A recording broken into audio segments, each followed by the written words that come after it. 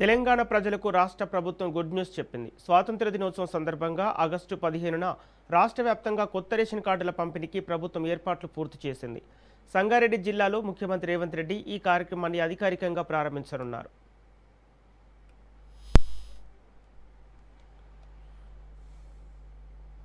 రాష్ట్రంలోని 119 నియోజకవర్గాల్లో ఒకేసారి కార్యక్రమాలు నిర్వహించి మొత్తం 1.05 కోట్ల లామినేటెడ్ పీడీఎస్ రేషన్ కార్డులను లబ్ధిదారులకు అందజేయనున్నారు.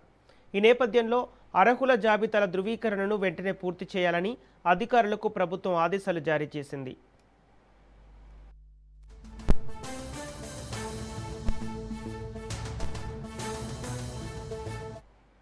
రేషన్ కార్డుల ముద్రణ, రవాణా ప్రక్రియపై ప్రత్యేక నిఘా ఉంచాలని కలెక్టర్లు, ప్రజాప్రతినిధుల సమన్వయంతో కార్యక్రమాలను విజయవంతంగా నిర్వహించాలని సూచించింది. అలాగే పంపిణీ కార్యక్రమాలు ముగుస్తున్న వెంటనే పూర్తి నివేదికలను ప్రభుత్వానికి సమర్పించాలని అధికారులను ఆదేశించింది.